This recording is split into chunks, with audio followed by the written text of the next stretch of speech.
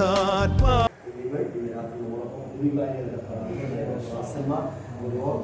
സ്തുതിക്കുന്നു. പ്രത്യേകമുള്ള സ്നേഹ വന്ദനത്തെ ഞാൻ അറിയിക്കുന്നു. ദൈവമെല്ലാവരും ധാരാളമായി ഗ്രഹിക്കട്ടെ. കഴിഞ്ഞ പകൽക്കാലം നമുക്ക് വളരെ ദൈവസ്ഥാനത്തെ അനുഭവപ്പെടാൻ കഴിഞ്ഞ നിമിഷങ്ങളായിരുന്നു. രാത്രി കുറെ കൂടെ അടുത്ത് സംസാരിക്കുന്ന നിമിഷങ്ങളായിരിക്കും ആമേ. കാരണം നമ്മളെല്ലാവരും കുറെ കൂടെ അടുത്താണ് ഇരിക്കുന്നത് ആമേ. അതുകൊണ്ട് വളരെ പ്രാർത്ഥനയോടെ നാം ദൈവത്തിന് മുൻപാകെ ആയിരിക്കുമ്പോൾ കഴിഞ്ഞ പകൽ നമ്മുടെ അറിവിൽ ആമേ ശക്തമായി ദൈവം ഉപയോഗിച്ച അതേ ഞാൻ പ്രാർത്ഥിച്ചതുപോലെ തന്നെ ഹല്ലേലൂയ നമ്മൾ സാധാരണ വായിക്കുന്ന വചനത്തിലൂടെ നമ്മൾ കേട്ടിട്ടില്ലാത്ത അറിഞ്ഞിട്ടില്ലാത്ത വഴികളിലൂടെ ദേവദാസൻ നമ്മെ കൊണ്ടുപോകുവാനായിട്ടിടയായി. കൃത്യമായി ആമെ ഓർമ്മിപ്പിച്ചുണർത്തിയ എൻ്റെ ഹൃദയത്തോടെ ഞാൻ ഭാരത്തോടെ ഞാൻ പ്രാർത്ഥിച്ചുകൊണ്ടിരുന്ന ചില വിഷയവുമായി ബന്ധപ്പെട്ട കർത്താവ് അടിവരയിട്ട് തന്നെ ഉറപ്പിച്ച ഒരു ശുശ്രൂഷയായിരുന്നു കഴിഞ്ഞ ഹല്ലേലൂയ. അതുകൊണ്ട് ഇന്ന് രാത്രിയിലും ആമെ വന്നത് നഷ്ടമല്ല, എല്ലാവർക്കും അനുഗ്രഹമായി തീരും.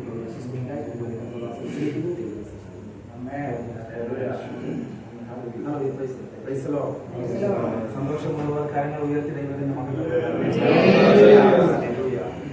കർത്താവിന്റെ പരിശുദ്ധ നാമം മഹത്വപ്പെടുമാറാകട്ടെ.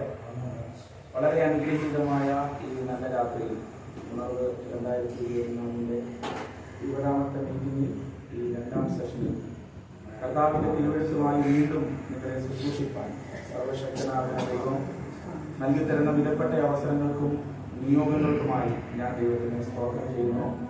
ഇന്ന് രാത്രി യോഗത്തിൽ സംബന്ധിക്കുന്ന എല്ലാ പ്രിയപ്പെട്ടവരും ധന്യനാവുന്ന യേശു ക്രിസ്തുവിന്റെ നാമത്തിൽ വളരെ സ്നേഹത്തോടുകൂടി എൻ്റെ ക്രിസ്തീയ വന്ദനങ്ങളെ സമയത്ത് അറിയിക്കുന്നു. വിശേഷിച്ച് ഈ ശുശ്രൂഷ ആത്മീയമായി പ്രസൈഡ് ചെയ്യുന്ന കർത്താവിന്റെ അഭിഷേകൻ, അപ്പോൾ തന്നെ ഈ നിയോഗങ്ങളെ കോർഡിനേറ്റ് ചെയ്യുവാൻ ഈ കാലഘട്ടത്തിൽ ദൈവം ഏൽപ്പിച്ച വിശുദ്ധ പിതാവ് എന്ന കുടുംബം, വേദിയിലും സദസ്യരുമായിരിക്കുന്ന അനുഗ്രഹീതരായ ദൈവത്തിന്റെ അഭിഷക്തന്മാർ, സഹോദരങ്ങൾ, കുഞ്ഞുങ്ങൾ എല്ലാവർക്കുമായി നാം സ്തോത്രം ചെയ്യുകയാണ്. വളരെ പ്രാർത്ഥനയോടെ ദൈവാശ്രയത്തോടുകൂടി നമുക്ക് കർത്താവിന്റെ സന്നിധിയിലായിരിക്കാം. രാത്രി യോഗത്തിന്റെ സമയം വളരെ പരിമിതമായതുകൊണ്ട് പരിശുദ്ധാത്മാവ് നൽകി തന്ന നിയോഗം ദൈവവചനത്തിലൂടെ നമ്മുടെ ഹൃദയത്തിലേക്ക് പകർന്ന് വേദത്തിൽ പ്രാർത്ഥിച്ച് അഭിഷക്തന്മാർക്ക് പ്ലാറ്റ്ഫോം കൈമാറുവാൻ ഞാൻ കർത്താവിൽ ശരണപ്പെടുന്നു. വളരെ പ്രാർത്ഥനയോടെ കർത്താവിന്റെ സന്നിധിയിലായിരിക്കുമ്പോൾ ഒരു വേദഭാഗം നിങ്ങളുടെ ശ്രദ്ധയിലേക്ക് കൊണ്ടുവരുന്നു. വിശുദ്ധ പൗലോസ്ലീഹ തീത്തോസിന് എഴുതിയ ലേഖനം 1-ാം അധ്യായത്തിന്റെ 5-ാമത്തെ വാക്യം. തീത്തോസിന്റെ ലേഖനം 1-ാം അധ്യായം 5-ാമത്തെ വാക്യം.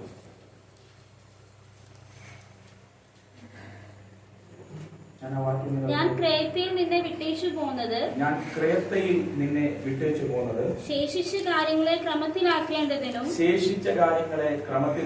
ഞാൻ നിന്നോട് ആജ്ഞാപിച്ചതുപോലെ പട്ടണം തോറും മൂപ്പന്മാരെ ആക്കി വെക്കേണ്ടതിനും തന്നെ. ഒരു നിമിഷം നിങ്ങളുടെ കണ്ണുകളെ ദൈവസന്നിധിയിൽ അടച്ച് ഇരിക്കുന്ന ഇരിപ്പിൽ ആ സാഹചര്യത്തിനകത്തുകൊണ്ട് തന്നെ ദൈവത്തിനെ മാത്രം നോക്കി ദൈവത്തോട് മാത്രം സംസാരിച്ചു 1-2 മിനിറ്റുകൾ കർത്താവിനെ ഒന്ന് മഹത്വപ്പെടുത്തിയാണ്. പ്രഭാതം കണ്ട ഒത്തിരി പേർ ഈ സന്ധ്യ കാണാതെ ഒന്ന് മാറ്റപ്പെടുന്നു. ഒത്തിരി വീടുകളിൽ വിലാപഗീതങ്ങൾ ഉയർന്നു. എണ്ണത്തിൽ ഒന്നുപോലും കുറയാതെ നമ്മുടെ ജീവിതത്തിൽ അവൻ നൽകി തന്നതൊന്നും തിരിച്ചെടുക്കാതെ അത്ഭുതകരമായി നമ്മെ നടത്തുന്നു. കർത്താവിന്റെ കരുതലിനെ ഓർത്ത് നന്ദിയോടെ സ്തോത്രം ചെയ്യാൻ അന്തരീക്ഷം പ്രാർത്ഥനാ മുഖരിതമാകുമ്പോൾ ഈ അന്തരീക്ഷത്തിനകത്ത് ദൈവത്തിന്റെ സാന്നിധ്യം ശക്തിയോടെ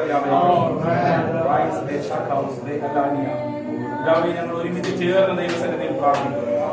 ഇന്ന് രാത്രി ഈ ജനത്തെ ശുശ്രൂഷിപ്പാൻ ഈ പ്ലാറ്റ്ഫോമിൽ ഞാൻ നിൽക്കുമ്പോൾ അടുത്ത മണിക്കൂറിൽ നടക്കേണ്ടുന്ന ആത്മീക ശുശ്രൂഷകളുടെ മുഴുവൻ നിയന്ത്രണവും നിയോഗവും ദൈവത്തിന്റെ പരിശുദ്ധാത്മാവ് ഞാൻ കൈമാറും. പരിശുദ്ധാത്മാവ് തന്നെ ഇതിനകത്ത് സകലതും നന്നായി ചെയ്യും. പരിശുദ്ധാത്മാവ് തന്നെ അനുഗ്രഹമായി ചെയ്യും. സകല മഹത്വവും ഞങ്ങൾ ദൈവത്തിന് അർപ്പിക്കുന്നു. പ്രാർത്ഥനകൾ അങ്ങ് കേട്ടതിന് സ്തോത്രം പറയുന്നു. യേശു ക്രിസ്തുവിൻ അധികാരമുള്ള നാമത്തിൽ തന്നെ കരമുയർത്തി ഒരിക്കൽ കൂടി ഹല്ലേലൂയ പറയാം. ഇന്ന് പകലിൽ നിങ്ങളെ ശുശ്രൂഷിപ്പാൻ കർത്താവ് എനിക്ക് അവസരം തന്നു. എൻ്റെ ജീവിതത്തിനകത്ത് വലിയ അനുഗ്രഹമായിരുന്നു. ശുശ്രൂഷാ തലങ്ങളിൽ ഇതുവരെ ചലിക്കാത്ത സഞ്ചരിക്കാത്ത ചില മേഖലകളിലൂടെ പരിശുദ്ധാത്മാവ് ചലിപ്പിച്ചു. ഇങ്ങനെ ഈ പട്ടണത്തിൽ നടക്കുന്ന ഈ റിവൈവലിൽ എനിക്കും ഒരു ഭാഗമാകുവാൻ കർത്താവ് അവസരം തന്നതോട് ഞാൻ ദൈവത്തിന് സ്തോത്രം ചെയ്യുകയാണ്.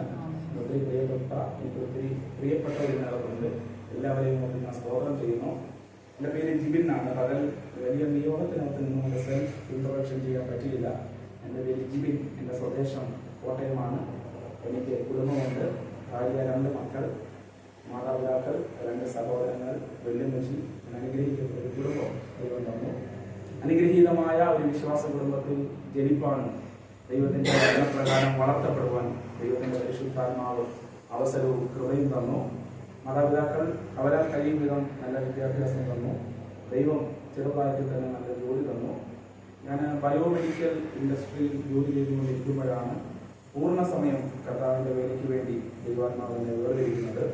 ചെറുപ്രായം മുതലേ സഭയായും ദൈവദാസന്മാരുമായും ബന്ധപ്പെട്ട് നിന്നതുകൊണ്ട് ഓരോ ഘട്ടത്തിലും പ്രായത്തിൻ്റെ ഓരോ അവസ്ഥയിലും ആത്മീക ശുശ്രൂഷയിൽ കൂടുതൽ ഇൻവോൾവ് ആവാൻ കർത്താവ് തുടർന്നു. മറ്റു മേഖലകളിലൊന്നും പോകാൻ ദൈവം അനുവദിച്ചില്ല. സ്തോത്രം. പക്ഷേ എൻ്റെ വിവാഹം കഴിഞ്ഞു. ദൈവം നിങ്ങൾക്ക് ആദ്യത്തെ കുഞ്ഞിനെ തന്നപ്പോൾ 2014 ജനുവരി 2 കോട്ടയം പട്ടണത്തിലൊരു ഹോസ്പിറ്റലിൽ എൻ്റെ വൈഫ് അവരുടെ സിസേറിയൻ കഴിഞ്ഞ് പോസ്റ്റ് ഓപ്പറേറ്റീവ് വാർഡിൽ കിടക്കുമ്പോൾ ആ ഹോസ്പിറ്റൽ വരാന്തയിൽ ഇരിക്കുമ്പോഴാണ് പൂർണ്ണ സമയ വേലയ്ക്ക് വേണ്ടി ഒരു നിയോഗം കർത്താവിനോട് നേരിട്ട് സംസാരിക്കുന്നത്. നിങ്ങൾ എൻ്റെ ശബ്ദം കേൾക്കുന്നത് പോലെ ഓഡിയബിളായി എനിക്ക് കേൾക്കത്തക്ക നിലയിൽ സർവശക്തനാണെന്ന് ദൈവം എന്നോട് പറഞ്ഞു, മോനെ, എനിക്ക് നിന്നെ വേണം. ഈ തലമുറയിൽ ലോകം മുഴുവൻ വ്യാപിക്കുന്ന ഒരു ഉണർവിനെ ഒരു തലമുറയെ എഴുന്നേൽപ്പിക്കാൻ എനിക്ക് നിന്നെ വേണം എന്ന് പരിശുദ്ധാത്മാവ് പറഞ്ഞു. ഇങ്ങനെ ദൈവത്തിന്റെ ശബ്ദം കേട്ട് കഴിഞ്ഞ 10-ലധികം വർഷങ്ങൾ ഞാനും എൻ്റെ കുടുംബവും പൂർണ്ണ സമയം കർത്താവിൻ്റെ വേലയിലായിരിക്കുന്നു. ദൈവം അയക്കുന്ന ഇടങ്ങളിലൊക്കെ ഒറ്റയ്ക്കും ടീമായിട്ടും കുടുംബമായിട്ടും ഒക്കെ ഭാരതത്തിനകത്തും പുറത്തുമൊക്കെ വ്യത്യസ്ത നിലകളിൽ ശുശ്രൂഷിപ്പാൻ ദൈവത്തിൻ്റെ പരിശുദ്ധാത്മാവ് കൃപ തരുന്നു. ഞാൻ പറഞ്ഞത് എന്നെ ഓർത്ത് എൻ്റെ കുടുംബത്തെ ഓർത്ത് പ്രാർത്ഥിക്കണം. മൂത്ത മോൻ 6ാം ക്ലാസ്സിൽ പഠിക്കുന്നു. 2ാമത്തെ ആൾ LKG പഠിക്കുന്നു. മാതാപിതാക്കളെ ഓർത്ത് ഞങ്ങളുടെ കുടുംബശ്രീ ഓർത്ത് പ്രാർത്ഥിക്കണം. സ്തോത്രം. ഈ സീസണിൽ ശക്തമായ ഒരു നിയോഗത്തിന് വേണ്ടി കുടുംബമായി ഞങ്ങളെ ഉപയോഗിക്കേണ്ടതിനായി ഈ ഉണർവ് 2024 ടീമിൻ്റെ എല്ലാവിധമാകുന്ന പ്രാർത്ഥനകളും കർത്താവിൻ്റെ നാമത്തിൽ ഞാൻ ആവശ്യപ്പെടുകയാണ്. വളരെ പ്രതീക്ഷയോടെ നമുക്ക് കർത്താവിൻ്റെ സന്നിധിയിലായിരിക്കാം. ഈ രാത്രി നിങ്ങൾക്ക് വേണ്ടി ശുശ്രൂഷിപ്പാൻ കർത്താവിൻ്റെ സന്നിധിയിൽ ഞാൻ പ്രാർത്ഥിച്ചപ്പോൾ ദൈവാത്മാവിന്റെ ഹൃദയത്തിൽ എന്നോട് സംസാരിച്ച ദൂതിതാണ്, ഇത് നിയോഗങ്ങളുടെ രാത്രിയാണ്. അതിലുള്ള ക്രൗഡ് ഇതിനകത്തില്ല. ഇതിനകത്ത് ക്രൗഡ് തീരെ കുറവാണ്. പക്ഷെ ഈ ചെറിയ കൂട്ടത്തിന്റെ മീതെ ഭയങ്കര നിയോഗങ്ങളെ കർത്താവ് കൈമാറാൻ പോകുന്നു. യേശു കർത്താവിന്റെ ശുശ്രൂഷയുടെ കാലഘട്ടം നോക്കിയാൽ ഗിരിപ്രഭാഷണത്തിലും പബ്ലിക് മിനിസ്ട്രികളിലൊക്കെ ഒത്തിരി ആളുകളെ നമുക്ക് കാണാൻ പറ്റുന്നുണ്ട്. 5000-ൽ കുറയാത്ത ആളുകൾ സ്തോത്രം യേശുവിന്റെ കൂടെ യേശു ശുശ്രൂഷിക്കുന്ന സ്ഥലങ്ങളിൽ എപ്പോഴും ഉണ്ടാകും. ഹല്ലേലൂയ. പക്ഷേ യേശുവിന്റെ ശുശ്രൂഷയുടെ അവസാന സമയങ്ങളിലേക്ക് വരുമ്പോൾ, ഒന്നുകൂടെ കൃത്യമായി പറഞ്ഞാൽ, യേശു പ്രസംഗിച്ച അവസാന പ്രസംഗം കേൾക്കാൻ വെറും 12 പേര് മാത്രമേ ഉള്ളായിരുന്നു. 5000 പുരുഷാരത്തെ മാറ്റി 70ഓളം വരുന്ന ശിഷ്യന്മാരെ അനന്തരം വേറെ തിരഞ്ഞെടുത്ത് 70 പേരെ മാറ്റി നിർത്തി സ്തോത്രം 12 പേർ അടങ്ങുന്ന ഒരു ചെറിയ കൂട്ടത്തെ ഒരു പ്രത്യേക സ്ഥലത്ത് കൊണ്ടിരുത്തി അവരോട് കർത്താവ് സംസാരിക്കുകയാണ്. നിങ്ങൾ ആ പ്രസംഗം ശ്രദ്ധിച്ചിട്ടുണ്ടോ? ദൈവരാജ്യത്തിന്റെ ടോപ്പ് സീക്രട്ട് ആണ് ഈ ചെറിയ കൂട്ടത്തിന് യേശു കർത്താവ് കൈമാറുന്നത്. നിങ്ങളുടെ ഹൃദയം കലങ്ങിപ്പോകരുത് എന്ന് പറഞ്ഞു തുടങ്ങി യേശുവിന്റെ ഒരു പ്രസംഗമുണ്ട്. ഹല്ലേലൂയ. ഞാൻ എന്റെ പിതാവിന്റെ അരികിലേക്ക് പോകുന്നു, ഞാൻ പോകുന്നത് നിങ്ങൾക്ക് ലാഭം. പരിശുദ്ധാത്മാവ് എന്ന കാര്യസ്ഥനെ അവൻ നിങ്ങളുടെ മേൽ അയക്കും. നോക്കിക്കേ, പരിശുദ്ധാത്മാവിനെ കുറിച്ചുള്ള ടോപ്പ് സീക്രട്ട് ദൂതുകൾ യേശു കർത്താവ് കൈമാറിയത് വലിയ ക്രൗഡിനോടല്ല, എല്ലാ പുരുഷാരത്തെയും മാറ്റി നിർത്തി കൂടെ ഉണ്ടായിരുന്ന ആളുകളെ, അത്ഭുതങ്ങൾ പ്രതീക്ഷിച്ചു വന്നവരെ, അടയാളങ്ങൾ പ്രതീക്ഷിച്ചു വന്ന ആളുകളെ എല്ലാം മാറ്റി നിർത്തിയിട്ട് ഒരു ചെറിയ കൂട്ടത്തെ മാത്രം ഒരു പ്രത്യേക ഇടത്ത് കൊണ്ടുവന്നിട്ട് അവരോട് പറയുകയാ, ആത്മാവിനെ ഞാൻ നിങ്ങൾക്ക് പകരും. ഞാൻ ഇന്ന് 100% വിശ്വസിക്കുന്നു, പകലുള്ള ക്രൗഡിനെ മാറ്റി ഈ ചെറിയ കൂട്ടത്തെ ദൈവം ഇന്നതിനകത്ത് കൊണ്ടുവന്നത് ഈ ദേശത്തിന്റെ ഉണർവിന്റെ കീ പേഴ്സൺസ് ആക്കി ദൈവം നിങ്ങളെ മാറ്റാൻ പോവുകയാണ്. ഉണർവിനെ ആത്മമണ്ഡലത്തിൽ നയിക്കുവാൻ ഒരു ലീഡർഷിപ്പിന്റെ അഭിഷേകത്തെ പരിശുദ്ധാത്മാവ് നിങ്ങളുടെ മേലെ പകരാൻ പോകുന്നു. പ്രാർത്ഥന കൊണ്ടും പ്രബോധനങ്ങൾ കൊണ്ടും ആത്മീക ഭൗതിക കൈത്താങ്ങലുകൾ കൊണ്ടുമൊക്കെ ഈ ഉണർവിനെ താങ്ങി നിർത്തുവാൻ ദൈവത്തിന് നിങ്ങളെ ആവശ്യമുണ്ട്. അതുകൊണ്ടാണ് ഇന്ന് രാത്രി ഈ കൂട്ടത്തെ ദൈവാത്മാവ് ഇവിടെ കൊണ്ടുവന്ന് നിർത്തിയിരിക്കുന്നത്. നോക്കിക്കേ, ഒരു ചെറിയ ഗ്രൂപ്പിനെ നോക്കിക്കൊണ്ട് ദൈവത്തിന്റെ പരിശുദ്ധാത്മാവ് ഒരു ഭയങ്കര ഡീപ്പായിട്ടുള്ള നിയോഗത്തെ കൈമാറാൻ പറയുക. സ്തോത്രം. ഇവിടെ വിശുദ്ധ പൗലോസ് തീത്തോസിന് ലേഖനം എഴുതുമ്പോൾ 1-ാം അധ്യായത്തിന്റെ 5-ാം വാക്യത്തിൽ ഇപ്രകാരം ഒരു ദൂത് എഴുതുകയാണ്: ഞാൻ ക്രേത്തയിൽ നിന്നെ വിട്ടേച്ചും പോകുന്നത് ശേഷിച്ച കാര്യം ക്രമത്തിലാക്കാനും ഞാൻ നിന്നോട് ആജ്ഞാപിച്ചതുപോലെ തന്നെ പട്ടണം തോറും മൂപ്പന്മാരെ ആക്കി വെക്കേണ്ടതെന്ന് തന്നെ. നോക്കിക്കോണം, പൗലോസ് എന്ന ദൈവഭക്തൻ പുറത്തു വരുന്നത് നമുക്കറിയാം. അപ്പോസ്തല പ്രവൃത്തി 9-ാം അധ്യായത്തിലാണ്. അപ്പോസ്തലന്മാരുടെ പ്രവർത്തികൾ ആരംഭിക്കുമ്പോൾ 4 സുവിശേഷം കഴിഞ്ഞ് അപ്പോസ്തല പ്രവൃത്തികളുടെ കാലഘട്ടം ആരംഭിക്കുമ്പോൾ ഒരു മേഖലയ്ക്ക് ഒതുങ്ങി നിന്ന ദൈവരാജ്യത്തിന്റെ ദൗത്യത്തെ യെരുശലേമും ശമരിയയും യഹൂദിയും ഒക്കെ വിട്ട് എല്ലാ പരിധികളും വിട്ടുകൊണ്ട് ദൈവം രാജ്യത്തിന്റെ വിവിധ മേഖലകളിലേക്ക്, ലോകത്തിന്റെ വിവിധ മേഖലകളിലേക്ക് വ്യാപിപ്പിക്കുകയാണ്. സ്തോത്രം. ഭയങ്കര മൂവ്മെന്റ് ഇസ്രായേലിൽ, ജെറുസലേമിൽ നടക്കുമ്പോൾ ആ കാലഘട്ടത്തെ ദൈവസഭയ്ക്കെതിരെ ഭയങ്കര ഉപദ്രവം വെളിപ്പെട്ടു വരുവാൻ ഇടയായി തീർന്നു. സ്തോത്രം. ആലയത്തിലെ മേശമേൽ ശുശ്രൂഷിപ്പാൻ ദൈവം തിരഞ്ഞെടുത്ത സ്തേഫാനോസ് എന്ന ദൈവമനുഷ്യന്റെ മരണത്തിന്റെ പിന്നിലെ മാസ്റ്റർ ബ്രെയിൻ ആയിരുന്നു ശൗൽ എന്ന് പറയുന്നയാൾ. ബെന്യാമിൻ ഗോത്രത്തിലെ ശൗൽ എന്ന് പറയുന്ന മനുഷ്യൻ. അപ്പോ ഒരു ദൈവഭക്തന്റെ മരണത്തിന്റെ പിൻപിൽ സകല ഗൂഢാലോചനകളും ആവിഷ്കരിച്ച് അതിനു വേണ്ടുന്ന എല്ലാ സംവിധാനങ്ങളും ഒരുക്കിക്കൊണ്ട് വന്ന് അത് നിയമത്തിൽ പ്രാബല്യത്തിൽ കൊണ്ടുവന്ന ശൗല്, സ്തോത്രം, സ്തേഫാനോസിനെ കൊല്ലുവാൻ കൂട്ടുനിന്നു. പിന്നത്തേതിൽ കുറെ അങ്ങോട്ട് കഴിയുമ്പോൾ ദമസ്കോസിൽ ഈ മാർഗക്കാർ ആരെങ്കിലും ഉണ്ടെങ്കിൽ അവരെയും നശിപ്പിക്കണമെന്ന് അധികാരികളോട് പത്രം എഴുതി വാങ്ങി. സ്തോത്രം. ആ ഭാഗത്തേക്ക് വരുന്ന ശൗലിനെ അപ്പോസ്തല പ്രവൃത്തി 9-ാം അധ്യായത്തിൽ നമുക്ക് കാണാൻ പറ്റുന്നുണ്ട്. സ്തോത്രം. ശൗല് ദമസ്കോസിലേക്ക് വരുമ്പോൾ ഈ മനുഷ്യന്റെ ഹൃദയത്തിനകത്തെ ചിന്ത, ഉദ്ദേശം ഇതാണ്: ഈ പട്ടണത്തിൽ കർത്താവിനെ അറിയുന്ന, ദൈവത്തെ ആരാധിക്കുന്ന ആരെങ്കിലും ഉണ്ടെങ്കിൽ അവരെയും ഉപദ്രവിക്കണം, അവരെയും കൊന്നുകളയണം. പക്ഷേ ഈ ദമസ്കോസിന്റെ അതിർത്തിക്കകത്തേക്ക് ശൗല് വന്ന് കയറുമ്പോൾ നോക്കിക്കേ, സൂര്യനെ കവിയുന്ന ഒരു വെളിച്ചം ആ അന്തരീക്ഷത്തിനകത്ത് വെളിപ്പെട്ടു വരുവാനിടയായിരുന്നു. അപ്പോസ്തല പ്രവൃത്തി 8-ാം അധ്യായം വരെ ചലിക്കാത്ത അടുത്തൊരു സീസൺ, അടുത്തൊരു കാലഘട്ടം 9-ാം അധ്യായത്തിന് ദൈവത്തിന്റെ ആത്മാവ് കൽപ്പിച്ചാക്കുകയാണ്. ഈ മനുഷ്യന് വഹിക്കാൻ പറ്റാത്ത ദൈവ സാന്നിധ്യം വ്യാപരിച്ചു. ഇരുന്ന സ്ഥലത്തു നിന്നും അവനെ എടുത്തെറിയുകയാണ്. വഹിക്കാൻ പറ്റാത്ത ദൈവത്തിന്റെ ശക്തി തന്റെ ശരീരത്തിനകത്തേക്ക് ഇറങ്ങി വരുമ്പോൾ ശൗല് ആ വെളിച്ചത്തോട്, ആ ദൈവിക ഇടപെടലിനോട് ചോദിക്കുന്ന ഒരു ചോദ്യമുണ്ട്: നീ ആരാകുന്നു കർത്താവേ? എന്ന് പറഞ്ഞാൽ എന്നെ കർത്തൃത്വം വഹിക്കുന്ന എന്തോ ഒന്നാണ് എന്റെ മേൽ വ്യാപരിക്കുന്നതെന്ന് ശൗലിന് മനസ്സിലായി. വിശ്വസിക്കുന്ന ദൈവമക്കളോട് ആത്മാവിൽ ഞാൻ കൈമാറുകയാണ്: ആരാധിക്കുന്ന നിന്റെ മേൽ കർത്തൃത്വം നടത്തുന്നത് സർവശക്തനാകുന്ന ദൈവമാണ്. മറ്റൊരു കർത്തൃത്വവും നിന്റെ ഭവനത്തിനകത്ത് വെളിപ്പെട്ടു വരുവാൻ ദൈവം അനുവദിക്കാതെ വണ്ണം സകല കർത്തൃത്വങ്ങളെയും ഇന്ന് രാത്രി ഈ മിനിറ്റിൽ ആത്മാവ് പൊട്ടിച്ചു മാറ്റാൻ പോയാൽ നടത്തുന്ന കർത്തൃത്വങ്ങൾ യേശുവിന്റെ നാമത്തിൽ തകരട്ടെ. ശാപം നടത്തുന്ന കർത്തൃത്വങ്ങൾ യേശുവിന്റെ നാമത്തിൽ തകരട്ടെ. ശൂന്യത കൊണ്ടിരുന്ന കർത്തൃത്വങ്ങൾ യേശുവിന്റെ നാമത്തിൽ തകരട്ടെ.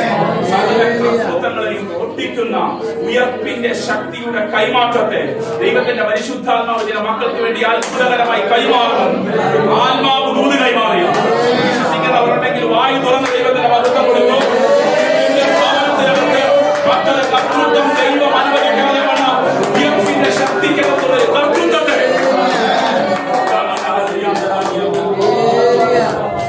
എല്ലാ കർത്തൃത്വങ്ങളും യേശുവിന്റെ നാമത്തിൽ മാറട്ടെ.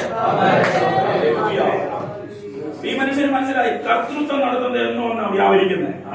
നീ ആരാകുന്നു കർത്താവേ? കർത്താവ് അർത്ഥം കർത്തൃത്വം നടത്തുന്നവൻ. മനസ്സിലായി? വെളിപ്പെട്ടു വരുന്നത് ഒരു ശക്തിയാണ്. പക്ഷെ ഈ ശക്തിക്കകത്തൊരു വ്യക്തിയുണ്ട്. ഇതിനകത്തൊരു വ്യക്തിത്വം പറഞ്ഞു കിടപ്പുണ്ട്. പരിശുദ്ധാത്മാവ് ഒരു ശക്തി മാത്രമല്ല, അതിന്റെ പിന്നിൽ ഒരു വ്യക്തിയുണ്ട്. ഒരിക്കൽ കൂടെ ഞാൻ അത് റിപ്പീറ്റ് ചെയ്യുന്നു: പരിശുദ്ധാത്മാവ് ഒരു ശക്തിയല്ല, അതൊരു വ്യക്തിയാണ്. നിന്റെ കൂടെ ആ പേഴ്സണാലിറ്റി ഇറങ്ങി നിൽക്കാൻ പോയാ പ്രാർത്ഥിക്കുന്നിടത്തും, പാടുന്നിടത്തും, ആരാധിക്കുന്നിടത്തും, പ്രസംഗിക്കുന്നിടത്തും, നടന്നു പോകുന്നിടത്തും ഒക്കെ പരിശുദ്ധാത്മാവിന്റെ വ്യക്തിത്വം ഇറങ്ങി വരുന്നു. പരിശുദ്ധാത്മാവിന്റെ ആളത്വം ഇറങ്ങി വരുന്നു. ആത്മാവിന്റെ പേഴ്സണാലിറ്റിയെ വെളിപ്പെടുത്തുന്ന അഭിഷേകമുള്ള ഇന്ന് രാത്രിക്കാലം ഞാനിതിനകത്ത് വേർതിരിക്കുന്നത് ദൈവത്തിന്റെ ആത്മാവ് പറഞ്ഞു. അത് വിശ്വസിക്കുന്നവരുണ്ടെങ്കിൽ വായിക്കുന്നത് ദൈവത്തിന്റെ ഇറങ്ങി വന്നത് ശക്തി. ഈ മനുഷ്യൻ ചോദിക്കും: നീ ആരാകുന്നു? അർത്ഥം ശക്തിയാണെങ്കിൽ ഇതിന്റെ പിന്നിൽ ചലിച്ചൊരു വ്യക്തിത്വമുണ്ട്. പേഴ്സണാലിറ്റി. പരിശുദ്ധാത്മാവിന്റെ അകത്ത് ഒരു വ്യക്തിത്വമുണ്ട്. അത് നമ്മൾ ഇന്ന് രാത്രിക്കാലം അറിയാൻ പോയാ 24 hours നമ്മുടെ കൂടെ അത് ഇറങ്ങി നിൽക്കും. 365 ദിവസവും നമ്മുടെ കൂടെ അത് വെളിപ്പെട്ട് നിൽക്കും. ഇനി നിന്റെ യാത്ര തനിച്ചല്ല. ഇന്ന് നിന്റെ ശുശ്രൂഷ തനിച്ചല്ല, നിന്റെ ലൈഫ് തനിച്ചല്ല. ആരും നിന്റെ കൂടെ നിൽക്കാനില്ലെങ്കിലും കർത്താവിന്റെ ആത്മാവ് ഒന്ന് ശക്തമായിട്ട് പറയുകയാണ്, എന്റെ ആത്മാവ് ഒരു പേഴ്സണാണ്, എന്റെ ആത്മാവിന്റെ പേഴ്സണാലിറ്റി ഇടിച്ചറിയാൻ പോവുകയാണ്.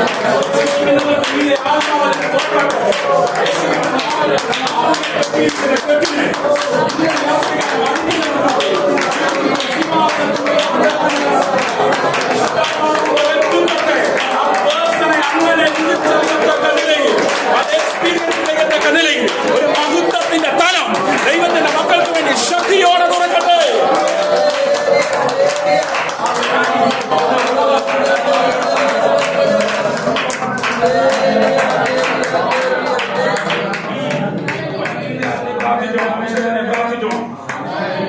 അത് ഇന്ന് ശക്തമായിട്ട് ഇറങ്ങി വരും. ഇത്രയും മനുഷ്യന്മാർ ഈ അന്തരീക്ഷത്തിനകത്ത് ദൈവത്തെ മഹത്വപ്പെടുത്തുമ്പോൾ അതിന് പേഴ്സണായിട്ട് നിനക്ക് വേണ്ടി ഇറങ്ങി വരാൻ പേഴ്സണായിട്ട് നീ യൂണിറ്ററിയാൻ പോയാൽ എഴുതി വെച്ചത് നിന്റെ ശരീരത്തിനകത്തേക്ക് ഇറങ്ങി വരും. പുസ്തകത്തിനകത്ത് എഴുതി വെച്ചിരിക്കുന്ന നിന്റെ ശരീരത്തിനകത്തേക്ക് വെളിപ്പെട്ടു വരും. ദൈവശക്തിയുടെ പ്രദർശനത്തെ, ദൈവശക്തിയുടെ പ്രകടനത്തെ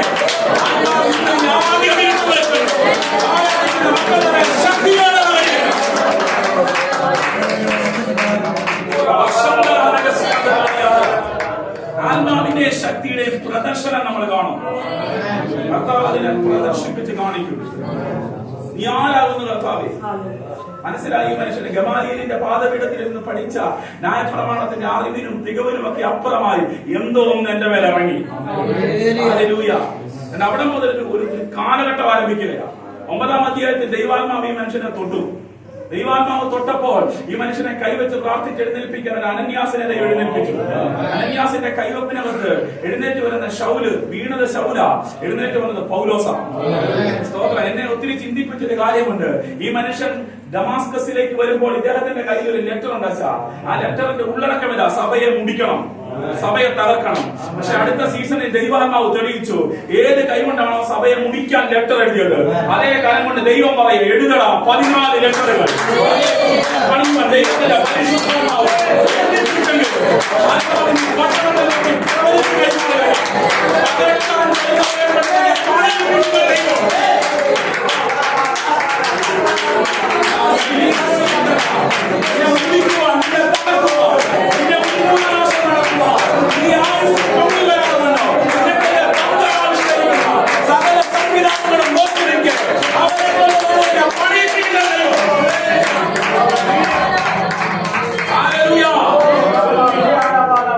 തകർക്കാനുള്ള ലെറ്ററുമായിട്ട് വന്നവനെപ്പെട്ട് തന്നെ ദൈവം പണിയാനുള്ള ലെറ്റർ സിസ്റ്റം തിരിയാൻ ദൈവത്തിന് ഒരൊറ്റ എൻകൗണ്ടർ മതി. പരിശുദ്ധാത്മാവിന്റെ ഒറ്റ വിസിറ്റേഷൻ മതി സിസ്റ്റം മുഴുവൻ തിരിയുക. ആരാണോ സഭയെ മുടിക്കാൻ എഴുന്നേറ്റത് അവനെ കൊണ്ട് തന്നെ സഭയെ കർത്താവ് വ്യാപിപ്പിക്കുകയാണ്. സഭയുടെ വിശാലതയ്ക്ക് വേണ്ടി ദൈവാത്മാവ് ഉപയോഗിക്കുകയാണ്. എന്നോട് കർത്താവിന്റെ ആത്മാവ് പറയുന്നു, ഉണർവ് ഈ 2024 എന്ന ഈ പ്രോജക്റ്റിനെതിരെ എഴുന്നേറ്റ് നിൽക്കുന്ന ചില ആളുകളെ കൊണ്ട് തന്നെ കർത്താവ് അതിനെ വൈഡാക്കാൻ പോവാ.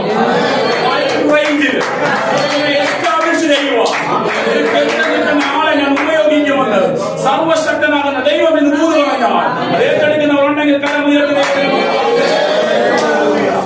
ഇതിനെ ഉറപ്പിക്കാൻ 112 സങ്കീർത്തനക്കാരൻ ഇങ്ങനെ ഒരു വാക്യം എഴുതി, അവൻ ശത്രുക്കളിൽ തന്റെ ആഗ്രഹം നിവർത്തിച്ച് കാണും.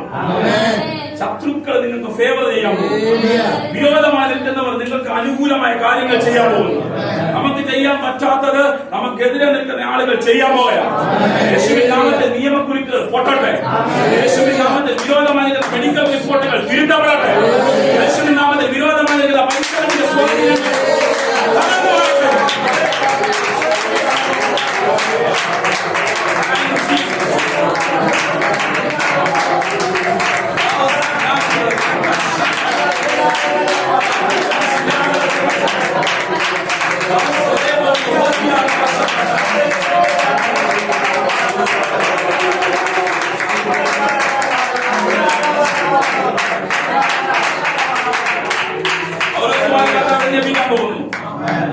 പൗലോസ് 9-ാം അധ്യായത്തിൽ ദൈവ ശൗലിനെ പൗലോസാക്കി.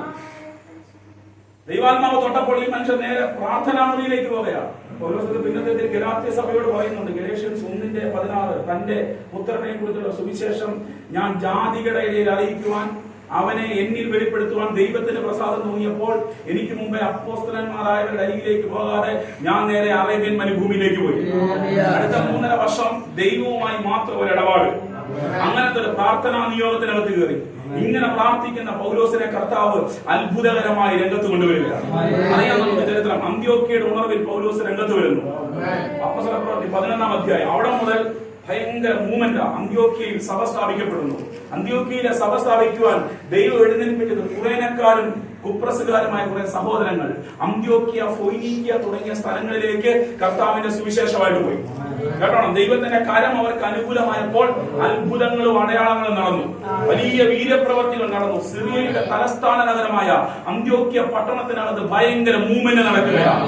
നിനക്ക് കുറവുണ്ട്, നിനക്ക് കഴിവില്ലെന്ന് പറഞ്ഞ് മാറി നിൽക്കാനല്ല ദൈവം നിന്നെ കുറിച്ച് തീരുമാനിച്ചിരിക്കുന്ന. നിന്റെ വിളിയിലേക്ക് നീ കയറി വന്നാൽ, നിന്റെ നിയോഗത്തിനകത്തേക്ക് നീ കയറി വന്നാൽ, ഇന്നലെ വരെ പ്രയോജനപ്പെടാത്ത നിന്നെ കൊണ്ട് ഈ പട്ടണത്തിൽ വലിയ കാര്യങ്ങൾ ചെയ്യിക്കുവാൻ എനിക്ക് പദ്ധതിയുണ്ട്.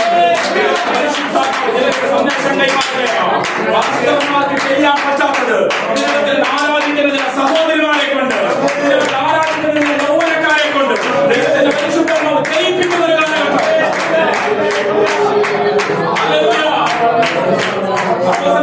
9-ാം അധ്യായത്തിൽ ശൗലിനെ ദൈവം പൗലോസാക്കി. 11-ാം അധ്യായത്തിൽ അന്ത്യോക്യയുടെ ഉണർവിനകത്ത് കർത്താവ് കൊണ്ട് നിർത്തി.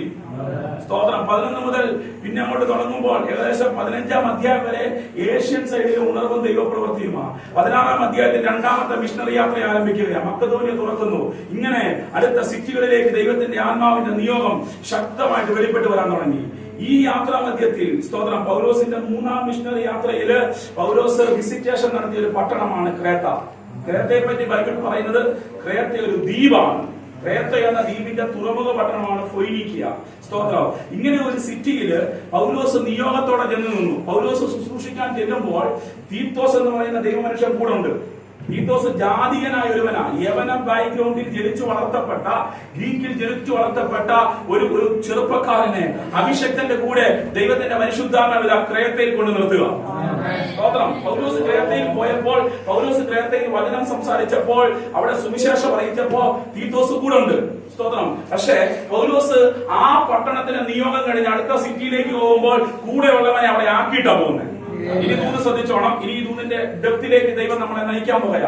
സുവിശേഷം പറഞ്ഞ അഭിഷക്തൻ കൂടെ നിന്ന സഹയാത്രികനെ, സഹശുശ്രൂഷകനെ ക്രേത്ത എന്ന പട്ടണത്തിനകത്ത് നിർത്തിയിട്ട് അടുത്ത സിറ്റിയിലേക്ക് പോയി. ചില വർഷങ്ങൾ കഴിഞ്ഞിട്ട് തന്റെ നിജപുത്രന്, പൊതുവിശ്വാസത്തിൽ തന്റെ നിജപുത്രനായ തീത്തോസിനോട് വെളിപ്പാടിൽ എഴുതി കൈമാറുക. ഞാൻ നിന്നെ ക്രേത്തയിൽ വിട്ടേച്ചു പോകുന്നത് 2 കാര്യങ്ങൾക്ക് വേണ്ടിയാണ്. 2 നിയോഗങ്ങൾക്ക് വേണ്ടി. തീത്തോസിനെ ക്രേത്തയിൽ ആക്കി വെച്ചതിന്റെ നിയോഗം, മിഷൻ കൈമാറുക. എന്താ 2 നിയോഗം? 1, ശേഷിച്ച കാര്യം ക്രമത്തിലാക്കണം. പൗലോസാകുന്ന ഞാൻ വചനം പറഞ്ഞും വചനം പ്രസംഗിച്ചും തുടങ്ങി വെച്ചിട്ട് ശേഷിച്ച് വെച്ചിരിക്കുന്ന ചില കാര്യങ്ങളുണ്ട്. അർത്ഥം എനിക്ക് ചെയ്യാൻ പറ്റാത്ത ചില കാര്യങ്ങളുണ്ട്. അതിനെ പൂർത്തീകരിക്കാൻ ഒരു നിയോഗം നിന്റെ മേലുണ്ട്. നിന്റെ നിയോഗം ചെറുതല്ല. ശേഷിച്ച കാര്യം ക്രമത്തിലാക്കണം. ഞാനൊരു പദം ഇങ്ങനെ പറയുകയാണ്.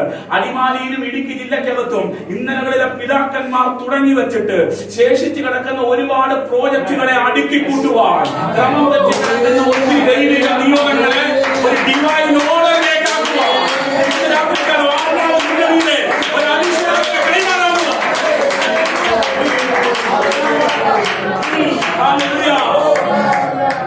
ഒന്നാമത്തെ നിയോഗം പട്ടണത്തെ ഒരു ഡിവൈൻ ഓർഡറിലാക്കണം. 2ാമത്തെ നിയോഗം എന്താ? ഞാൻ നിന്നോട് ആജ്ഞാപിച്ചതുപോലെ പട്ടണം തോറും മൂപ്പന്മാരെ ആക്കി വെക്കണം. അടുത്ത ലീഡേഴ്സിനെ അപ്പോയിന്റ് ചെയ്യണം. നിയോഗം ചെറുതല്ല, നിയോഗം ഭയങ്കരമാണ്. ക്രേത്ത പോലെ ഒരു ഐലൻഡിനകത്ത് ആത്മനിയോഗത്തോടെ ദൈവരാജ്യത്തിന് വേണ്ടി നിൽക്കുന്ന ദൈവഭക്തനോട് ദൈവത്തിന്റെ ശുശ്രൂഷകൻ, സീനിയർ പാസ്റ്റർ പറയുകയാ, കുഞ്ഞ് നിന്നെ അവിടെ ആക്കി വെച്ചിരിക്കുന്നതിന്റെ പിന്നിൽ എനിക്കൊരു സ്വപ്നമുണ്ട്, ദൈവത്തിനും ഒരു സ്വപ്നമുണ്ട്. അടിമാലിയിൽ ദൈവം നിന്നെ നട്ടിരിക്കുന്നതിന്റെ പിന്നിൽ, ഈ സിറ്റിക്കകത്ത് ദൈവം നിന്നെ ആക്കി വെച്ചിരിക്കുന്നതിന്റെ പിന്നിൽ ദൈവത്തിനൊരു ഡ്രീം പ്രോജക്റ്റ് ഉണ്ട്, ദൈവത്തിനൊരു സ്വപ്ന പദ്ധതിയുണ്ട്. ഇന്ന് രാത്രിക്കാലം വിശ്വസിക്കാൻ തയ്യാറാണെങ്കിൽ ആരാധിക്കുന്ന നിന്റെ ശിരസിന്റെ മീതെ ആത്മാവ് അതിനെ കൈമാറാൻ പോയാ. ഈ സിറ്റിയിൽ ആർക്കും ഓപ്പറേറ്റ് ചെയ്യാൻ കഴിയാത്തത്, ആർക്കും കൈകാര്യം ചെയ്യാൻ പറ്റാത്തത് ഞാൻ നിനക്ക് വേണ്ടി തോന്നുന്ന ആത്മാവ് പ്രവചിച്ചാൽ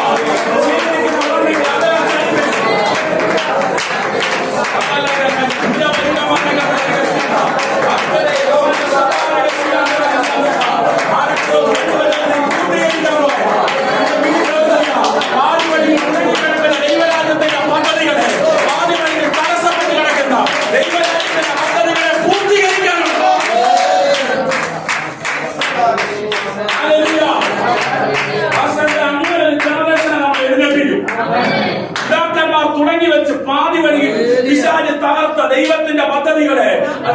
ഡെസ്റ്റിനേഷനിൽ എത്തിക്കുവാൻ, അതിന്റെ പൂർത്തീകരണത്തിൽ എത്തിക്കുവാൻ, ദൈവവുമായിട്ട് ബന്ധമുള്ള ഒരു മഹത്വത്തിന്റെ തലമുറ എഴുന്നേൽപ്പിക്കുവാൻ ഈ മീറ്റിംഗിനെ കർത്താവ് മുഖാന്തരമാക്കുമെന്ന് എല്ലാത്തിന്റെ അരുളപ്പാടാ.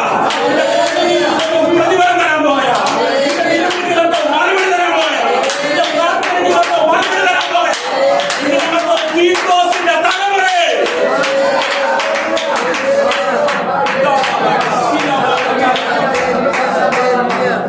അങ്ങനെ ഒരു ജനറേഷൻ ഇതിനകത്ത് എഴുന്നേൽക്കും.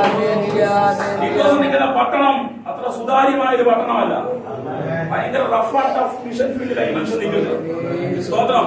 എതിരാളികൾ പലരുമുണ്ട്, ശത്രുക്കൾ പലരുമുണ്ട്. ഇതിന്റെ മധ്യത്തിൽ ഒരു മനുഷ്യൻ ഇങ്ങനെ ഒറ്റയ്ക്ക് നിൽക്കുമ്പോ സ്പിരിച്വൽ ഫാദർ ആത്മാവിൽ വെളിപ്പാടിൽ എഴുതുക, നിന്നെ അവിടെ ആക്കി വെച്ചതിന്റെ പിന്നിൽ എനിക്കൊരു പദ്ധതി ഉള്ളത്. ഞാൻ ക്രേത്തയിൽ നിന്നെ വിട്ടേച്ചും പോകുന്നത് ശേഷിച്ച കാര്യം ക്രമത്തിലാക്കാൻ ഞാൻ നിന്നോട് ആജ്ഞാപിച്ചതുപോലെ പട്ടണം തോറും മൂപ്പന്മാരെ ആക്കി വെക്കേണ്ടതിന് തന്നെ. ക്രേത്ത എന്ന പട്ടണത്തിന് ഒരു പ്രത്യേകതയുണ്ട്. ഇത് സാധാരണ ഒരു സിറ്റിയല്ല. എഫസോസ് പോലെ എഫസോസിൽ കയറി ചെന്നാൽ അർത്തമീസിനെ വെട്ടിയാൽ മതി, കൊരിന്തിൽ ചെന്നാൽ അഫ്രോഡൈറ്റിനെ വെട്ടിയാൽ മതി. സ്തോത്രം. പക്ഷേ ക്രേത്ത അതുപോലെയല്ല. ക്രേത്തക്കകത്ത് മുഴുവൻ കലങ്ങിക്കിടക്കുന്ന സംവിധാനമാണ്. 1-2 വാക്യങ്ങൾ വായിക്കാം. അതിന്റെ 10, 11, 12 വാക്യങ്ങളൊന്ന് വായിച്ചാൽ മതി. തീത്തോസ് 1-ന്റെ 10, 11, 12. വൃഥാവാചാരന്മാരും മനോവഞ്ചകന്മാരുമായി വഴങ്ങാത്തവരായ പലരും ഉണ്ടല്ലോ. വിശേഷാൽ പരിശോധനക്കാർ തന്നെ. അവരുടെ വായ അടയ്ക്കേണ്ടതാകുന്നു. അവർ ദുരാദായം വിചാരിച്ച് അരുതാത്തത് ഉപദേശിച്ചും കൊണ്ട് കുടുംബങ്ങളെ മുഴുവനും മറിച്ചു കളയുന്നു. ക്രേത്തർ സർവ്വതാ അസത്യവാദികളും ദുഷ്ടജന്തുക്കളും മടിയന്മാരുമായ പെരുവയറന്മാരും അത്രയെന്ന് അവരിൽ ഒരുവൻ, അവരുടെ ഒരു വിദ്വാൻ തന്നെ പറഞ്ഞിരിക്കുന്നു. ക്രേത്തയിലെ ആളുകളെ കുറിച്ചുള്ള ഒരു പിക്ചർ തീത്തോസിനോട് പൗലോസ് കൈമാറുക. ആദ്യം കൊടുക്കുന്നത് മിഷനാ, നിയോഗമാ. എന്താ നിയോഗം? ഞാൻ ശേഷിപ്പിച്ച കാര്യം നീ ക്രമത്തിലാക്കണം. ഞാൻ നിന്നോട് പറഞ്ഞതുപോലെ ലീഡേഴ്സിനെ എഴുന്നേൽപ്പിക്കണം, മൂപ്പന്മാരെ ആക്കി വെക്കണം. ഇങ്ങനെ ഒരു ദൗത്യം കൊടുക്കുമ്പോ ഇവ നിൽക്കുന്ന പട്ടണത്തിന്റെ ഒരു പിക്ചർ പൗലോസ് തന്നെ തീത്തോസിനോട് പറയുക. 5 കാറ്റഗറി ആളുകൾ അവിടെ ഉള്ളത്. എന്നെ ശ്രദ്ധിക്കണം. ഒന്ന്, തീത്തോസിന്റെ ലേഖനം 1-ാം അധ്യായത്തിന്റെ 10, 11, 12 വാക്യത്തിനകത്ത് 5 കാറ്റഗറി ആളുകളെ പറ്റി പറയുന്നുണ്ട്. 1, വൃഥാവാചാരന്മാർ. 2, മനോവഞ്ചകർ. പിന്നെ അസത്യവാദികൾ, ദുഷ്ടജന്തുക്കൾ, മടിയന്മാരായ പെരുവയറന്മാർ. കണ്ടോ? 5 കാറ്റഗറി ആളുകൾ ഒരു പട്ടണത്തിനകത്ത് നിൽക്കുമ്പോ ഇവരുടെ മധ്യത്തിൽ വേണം തീത്തോസ് പ്രസംഗിക്കാൻ. സ്വതന്ത്രം പറഞ്ഞു. ഞാൻ പ്രസംഗിക്കുമ്പോ എന്റെ പ്രസംഗത്തോട് പ്രതികരിക്കാൻ നിങ്ങൾ ഇതിനകത്തുണ്ട്. ആമേൻ പറയാനും സ്തോത്രം പറയാനും കരം തട്ടാനും നിങ്ങളുണ്ട്. പക്ഷെ തീത്തോസ് പ്രസംഗിക്കാൻ നിൽക്കുന്ന ഇങ്ങനെ ഒരു പ്ലാറ്റ്ഫോമിലല്ല. തീത്തോസ് പ്രസംഗിക്കാൻ നിൽക്കുന്ന ഭയങ്കര ടഫ് ആയിട്ടുള്ള ഒരു മിഷൻ ഫീൽഡിലാണ്. സ്തോത്രം. അവിടെയുള്ള ആളുകളെ കുറിച്ച് ഒരു ഔട്ട്ലൈൻ കൊടുക്കുക. ഒരു വൃഥാവാചാരന്മാരാ. സംസാരിച്ചു തുടങ്ങിയാൽ ഭയങ്കര വാചാരതയാ. അമ്മാരെ സംസാരിച്ച് നിർത്തത്തില്ല. അമ്മാരെ സംസാരം കൊണ്ട് ജയിക്കാൻ പറ്റത്തില്ല. 2, മനോവഞ്ചകരാ. സ്വയം അവര് വഞ്ചിക്കുന്നവരാ. വചനം കേൾക്കും, വചനം അവരനുസരിക്കത്തില്ല. 3 പറയാം അസത്യവാദികൾ. അസത്യവാദികൾ എന്ന് പറഞ്ഞാൽ സത്യത്തിനെതിരെ വിശ്വസിക്കുക മാത്രമല്ല, സത്യത്തിനെതിരെ വാദിക്കുന്നവരാ. തീത്തോസ് സത്യവചനം പ്രസംഗിച്ചാൽ തീത്തോസ് പ്രസംഗിക്കുന്നതിനെതിരെയുള്ള തെളിവുമായിട്ട് എഴുന്നേൽക്കുന്നവന്മാരാ. ഈ മനുഷ്യനൊരു പോയിന്റ് പറഞ്ഞു വെച്ചാൽ അതിനെതിരെയുള്ള ആശയമായിട്ട് ഒരു ഗ്രൂപ്പ് എഴുന്നേറ്റ് വരും. അങ്ങനെ ഒരു കൂട്ടത്തിന്റെ മധ്യത്തിൽ വേണം തീത്തോസ് പ്രസംഗിക്കാൻ. നാലാമത് മടിയന്മാർ. ഒന്നിനും അവർക്ക് ഒരു ഉത്സാഹവുമില്ല. ഇങ്ങനത്തെ ഒരു കൂട്ടം ആളുകളുടെ മധ്യത്തില് ഒരു യൗവനക്കാരനെ ദൈവാത്മാവ് നിർത്തിയിട്ട് പറയുകയാണ്, ഈ പട്ടണത്തിൽ നിനക്കൊരു ഭയങ്കര നിയോഗമുണ്ട്. എന്തോ ഇന്ന് രാത്രികാലം അടിമാലിയിൽ കർത്താവ് ഈ വചനത്തെ പ്രസ്താവിക്കണമെങ്കിൽ അങ്ങനെ ഒരു ഗ്രൂപ്പിന്റെ മധ്യത്തിൽ കർത്താവ് നിങ്ങളെ ഉപയോഗിക്കാൻ പോയാണ്. മടിയന്മാരുടെ മധ്യത്തിൽ, അസത്യവാദികളുടെ മധ്യത്തിൽ മുൻപിൽ നിൽക്കുന്ന എത്ര പരിക്കൻ സ്വഭാവമുള്ള ആളുകളാണെങ്കിലും അവർക്ക് ബോധ്യമാകത്തക്ക നിലയിൽ ദൈവത്തിന്റെ വചനത്തെ കൈമാറുവാൻ ദൈവം നിന്റെ മേലൊരു ജ്ഞാനത്തിന്റെ ആത്മാവിനെ കൈമാറുന്നു. ഹല്ലേലൂയ. അവരോട് വചനം പറഞ്ഞെങ്കിൽ സാധാരണ മെസ്സേജ് പോരാ, ദൈവജ്ഞാനത്തിനകത്ത് പ്രസംഗിക്കണം. സ്തോത്രം. ഹല്ലേലൂയ. ഈ ലേഖനത്തിന്റെ 3-ാം അധ്യായത്തില് പൗലോസ് തീത്തോസിനോട് പറയുന്നുണ്ട്, പരിശുദ്ധാത്മാവിന്റെ നവീകരണം നിനക്ക് വേണമെന്ന്. പരിശുദ്ധാത്മാവിന്റെ ശക്തി ഉണ്ടെങ്കിൽ ഇവിടെ സക്സസ് ആകാൻ പറ്റത്തുള്ളൂ. ആരും സക്സസ് ആകാത്ത, എല്ലാവരും പരാജയപ്പെട്ടു പോകുന്ന ക്രേത്തയിൽ നീ ജയിക്കും തീത്തോസേ. എന്താ കാരണമെന്ന് അറിയാമോ? നിന്റെ അകത്ത് വ്യാപരിക്കുന്ന ഒരു നിയോഗമുണ്ട്. ആർക്കും സാധ്യതയില്ലാത്ത അടിമാലി പട്ടണത്തിനകത്ത് ദൈവത്തിന്റെ ആത്മാവ് നിന്റെ മേൽ ഒരു ഭയങ്കര സാധ്യത കാണുന്നു. എല്ലാവരും പരാജയപ്പെട്ടു പോകുന്ന മേഖലകളുടെ അകത്ത് നീ പരാജയപ്പെട്ടു പോകത്തില്ല. എന്താ കാരണമെന്ന് അറിയാമോ? ആർക്കും കൈമാറാത്ത ഒരു നിയോഗത്തെയാ ഇന്ന് രാത്രികാലം പരിശുദ്ധാത്മാവ് നിങ്ങളെ കൈമാറുന്നത്. എല്ലാവരെയും പരാജയപ്പെടുത്തുന്ന ദേശത്തിലെ അഭിഷേകത്തെ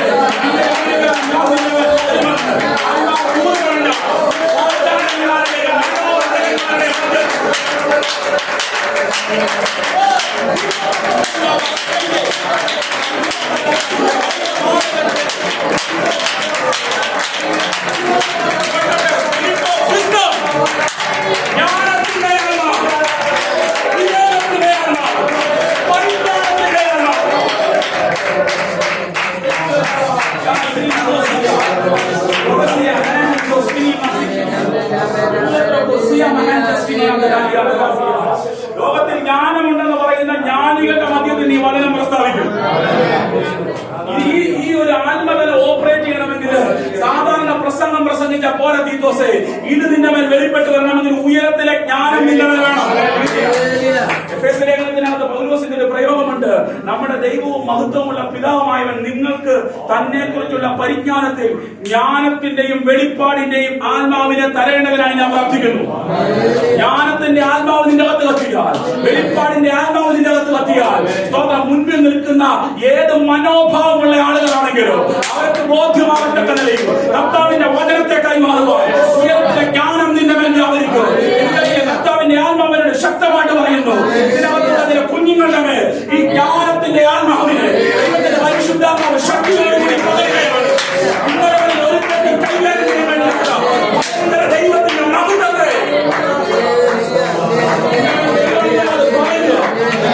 സ്പിരിറ്റ് ഓഫ് വിസ്ഡം നിന്റെ മേൽ ഭയങ്കരമായിട്ട് കർത്താവ് പറയുക.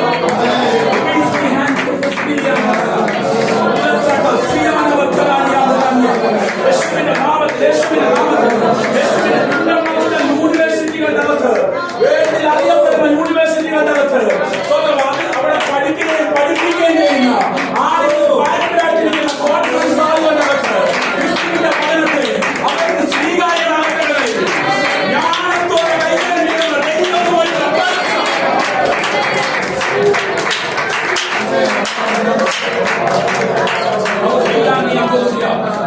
വിശ്വസിക്കുന്നവരുണ്ടെങ്കിൽ കരം ഉയർത്തി കർത്താവിനെ മുഖോളത്തെ തീത്തോസേ, നീ പരാജയപ്പെടത്തില്ല. നിന്നെ ഇവിടെ നിർത്തത്തില്ലെന്ന് ഇവിടുത്തെ ആളുകൾ വിധിയിടും. നിനക്കെതിരെ ഭയങ്കര പ്രശ്നങ്ങൾ കൊണ്ടുവരും. കാരണം അവൻ ദുഷ്ടചിന്തിക്കുക. എനിക്കിതെല്ലാം വിവരിക്കാൻ എന്റെ മുമ്പിൽ സമയമില്ല. 5 കാറ്റഗറി ആളുകളുടെ മധ്യത്തിൽ ഒരു മനുഷ്യൻ ഒറ്റയ്ക്ക് നിൽക്കുക. ഇവരിങ്ങനെ പിടിച്ചു നിൽക്കാൻ എന്താ കാരണം അറിയാമോ? ആർക്കും വീഴാത്തൊരു നിയോഗം എന്റെ മേൽ വീണിട്ടുണ്ട്. ഇറ്റേക്ക് പോകേണ്ട സാഹചര്യം പല ആവർത്തി വന്നു. എല്ലാം കൂട്ടിക്കെട്ടി പോകേണ്ട സാഹചര്യം വന്നു. എന്നിട്ടും ദൈവം ഈ പട്ടണത്തിനകത്ത് ഇങ്ങനെ നിർത്തിയിരിക്കുന്നതിന്റെ പിൻപിൽ ദൈവത്തിനൊരു ഭയങ്കര പദ്ധതിയുണ്ട്. ഈ ദേശത്ത് ആരും തൊടാത്തൊരു ആത്മതലത്തെ നീ തൊടാമോ? ആരും തുറക്കാത്തൊരു സ്പിരിറ്റ് നീ തുറക്കാൻ പോയ ഒരിക്കലും വെളിപ്പെടുത്താത്ത ദൈവിക നിയമത്തെ കർത്താവ് നിന്നോട് ചലിപ്പിക്കാൻ പോയ ഇന്ന് രാത്രി ജ്ഞാനത്തിന്റെ ആത്മാവ് ഇതിനകത്ത് വെളിപ്പെട്ട് വരട്ടെ. മഹാനിയോഗം ഒരു ദ്വീപിനെ സഭയാണോ? സഭയ്ക്ക് അപ്പുറമായൊരു നിയോഗം പൗലോസ് തുടങ്ങി വെച്ചത് ഈ മനുഷ്യൻ പൂർത്തീകരിക്കുക. 1-ാം നൂറ്റാണ്ടിന്റെ കൊടുങ്കാറ്റായി ലോകത്തിന്റെ എല്ലാ ഭൂഖണ്ഡങ്ങളിലും സകല രാജ്യങ്ങളിലും വീഴ്ചയടിക്കുന്ന വെളിപ്പാടുകളുമായി ഓടി നടന്ന അഭിഷക്തൻ ഈ ദൈവ മനുഷ്യൻ തുടങ്ങി വെച്ചതിന് അതിന്റെ പിറകെ കയറി വരുന്ന ഒരുത്തൻ അതിനെ പൂർത്തീകരണത്തിലേക്ക് കൊണ്ടുവരിക. അതിന്റെ വെറുതെ കൊണ്ടുപോകുന്നതല്ല, വെറുതെ ഇറക്കി വെച്ചതല്ല. ആരോ തുടങ്ങി വെച്ച ദൈവരാജ്യത്തിന്റെ ഡ്രീം പ്രോജക്ട്, ആരൊക്കെ ആരംഭിച്ച ദൈവരാജ്യത്തിന്റെ സ്വപ്ന പദ്ധതികളുടെ പൂർത്തീകരണത്തിന് വേണ്ടി യേശുവിന്റെ കാര്യത്തെ അക്കാലത്തിലാക്കാൻ ദൈവത്തിന്റെ അഭിഷേകം ചെയ്തതാണ്. ഹല്ലേലൂയ. അത് ശബ്ദം ഉയർത്തി കണ്ടവന് മഹത്വപ്പെടുത്തേ. ജ്ഞാനം ഭയങ്കരമാണ്. 2 മണ്ഡലങ്ങൾ തുറന്നാലേ തീത്തോസിന് അത് കൈകാര്യം ചെയ്യാൻ പറ്റുള്ളൂ. 5 ഗ്രൂപ്പ് ആളുകളുടെ മധ്യത്തിൽ ഒന്നിവന് ജ്ഞാനം വേണം, 2 പരിശുദ്ധാത്മാവിന്റെ നവീകരണം വേണം. ദൈവജ്ഞാനാത്മാവിനെയും പകർന്നു, പരിശുദ്ധാത്മാവിനെ ഓരോ ദിവസവും റിന്യൂ ചെയ്തുകൊണ്ടിരിക്കുക, റെനോവേറ്റ് ചെയ്തുകൊണ്ടിരിക്കുക. എപ്പോഴൊക്കെ പ്രാർത്ഥിക്കാൻ അപ്ഡേറ്റഡ് ആയിട്ട് ഉറച്ചു കൊടുക്കുള്ളൂ. ഈ സീസണിൽ പ്രയോജനപ്പെടണമെങ്കിൽ ഒരു സ്പിരിച്വൽ അപ്ഡേഷൻ. നിങ്ങളുടെ കയ്യിലിരിക്കുന്ന ഫോൺ നിങ്ങൾ അപ്ഡേറ്റ് ചെയ്യത്തില്ലേ? എന്തിനാ അപ്ഡേറ്റ് ചെയ്യുന്നത്? സ്തോത്രം. ഇതിനകത്ത് വൈറസ് കയറി പിടിക്കാതിരിക്കാൻ. സ്തോത്രം. തുറന്നിരിക്കുന്ന ടെക്നോളജികൾ, സ്തോത്രം, കൂടുതൽ കാര്യങ്ങൾ ഇതിനകത്ത് നിങ്ങൾക്ക് സെറ്റ് ചെയ്യേണ്ടതിന് വേണ്ടിയാണ് നിങ്ങൾ വാങ്ങിച്ചിരിക്കുന്ന ഫോൺ നിങ്ങൾ അപ്ഡേറ്റ് ചെയ്യുന്നത്. അങ്ങനെയെങ്കിൽ കർത്താവിന്റെ ആത്മാവ് പറയുകയാണ്, ഈ സ്പിരിച്വലി അപ്ഡേറ്റഡ് ആകേണ്ടതാണെങ്കിൽ കർത്താവ് അത്ഭുതകരമായി അപ്ഡേറ്റ് ചെയ്യാൻ പോകുന്നു. അപ്ഡേഷൻ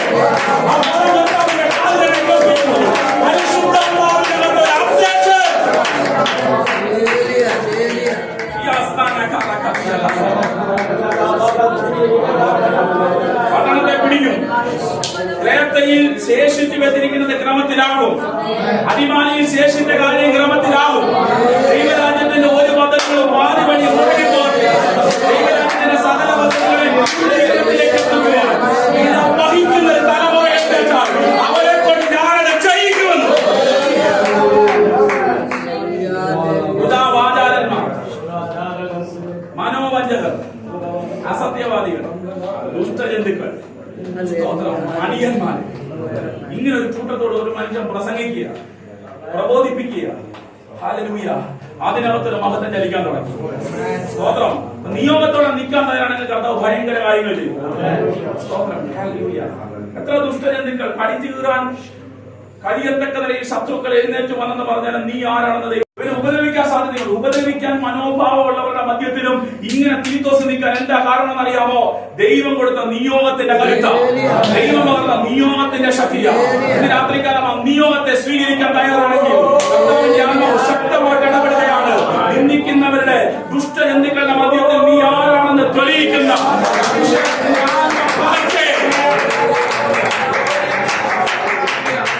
ദൂരന്മാരിൽ നിന്ന് പ്രൊട്ടക്ട് ചെയ്യും. ദൈവത്തിന്റെ ഏഞ്ചൽസ് പ്രൊട്ടക്ട് ചെയ്യും. ഒരു അനുഭവം പറയാം.